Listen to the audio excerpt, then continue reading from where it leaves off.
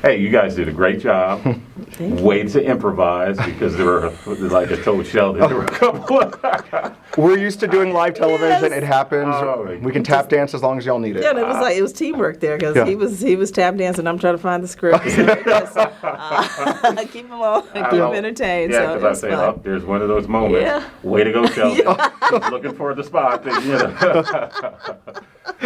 So tell me about your, having this opportunity to interview with NCBW, or not interview, be an MC for this special event, high-profile event for NCBW. On a selfish level, we work in a career where we get to talk to interesting people on a regular basis, and I love being part of events like this because we hear from people who are so inspiring. So I leave these these events energized, rather, from hearing all the different stories from the people. But I don't care who you are. I don't care where you grew up. I don't care who your parents are. None of us gets to where we are in life without help, whether it's emotional help, whether it is any type of support system, education, a mentor, whatever the case may be. And the fact that NCBW provides this for Black women, that is something that spoke to me and made me want to say yes to the invitation to participate.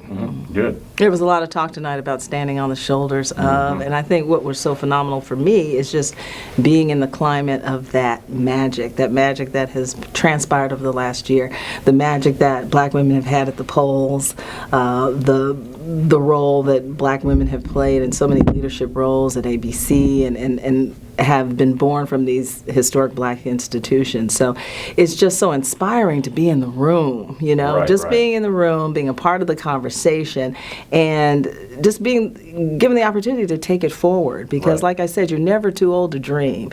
You're never too old to get inspired. And there was so much inspiration in that room tonight. So I was just honored to be there. There really was. And some powerful remarks and comments. And so when we're talking about NCBW, we're talking about economic empowerment. We're talking about public policy. We're talking about wealth and health.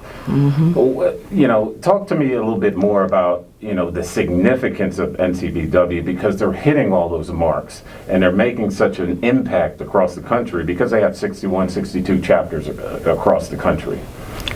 It's election season, and they're making their voice and their presence known, and it's so important because yet again, the power of women at the polls, has been demonstrated over and over again. But more specifically, the power of African American women.